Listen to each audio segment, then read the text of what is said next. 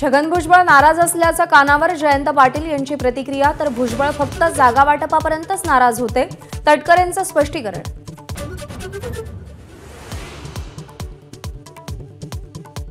मुंबईतल्या शिवाजी पार्कवर होणाऱ्या महायुतीच्या सांगता सभेत मोदी आणि राज ठाकरेंची तोफ धडाडणार। सभेपूर्वी मोदी चैत्यभूमी, स्वातंत्र्यवीर सावरकर स्मारक आणि बाळासाहेब ठाकरेंच्या स्मृतीस्थळाला भेट देणार।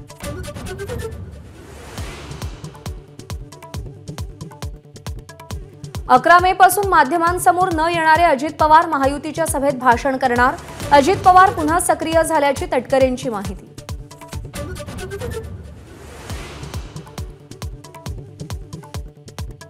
महामुंबईसाठी बीकेसीची मैदानावर सभा।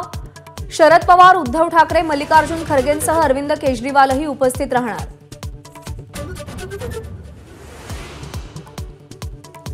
गेल्या 10 वर्षांपासून बहुमत असतानाही संविधान बदलण्याचा प्रयत्न नाही, केवळ राजकीय स्थैर्यासाठी 400 जागा हव्या।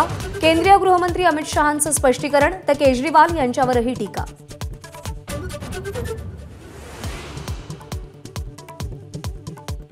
चार जून नंतर देश डिमोदिनेशन होणार, तर 2 वर्षांनंतर मोदीच निवृत्त होणार। एबीपी माझाला दिलेल्या एक्सक्लुझिव्ह मुलाखतीत उद्धव ठाकरेंचा हल्लाबोल।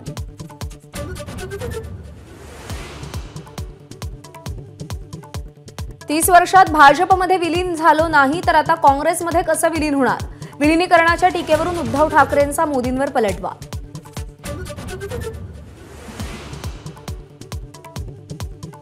मोदींच्या नाशिकच्या सभेत घोषणाबाजी करणाऱ्या किरण सानप यांनी शरद पवारांची भेट घेतली।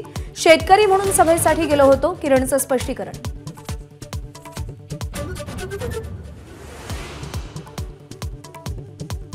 होर्डिंग दुर्घटनेनंतर फरार असलेला भावेश भिंडे उदयपूरमधून गजाआड। पुढच्या तपासाची सूत्र क्राईम ब्रांचकडे।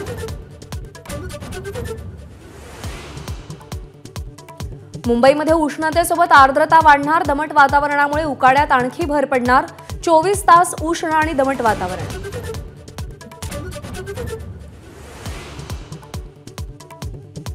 यंदा मान्सून महाराष्ट्रात वेळेवर दाखल होणार। 7 जून रोजी मान्सून तळकोकणात दाखल होण्याचा अंदाज, तर जून महिन्यात चांगल्या पावसाचा अंदाज।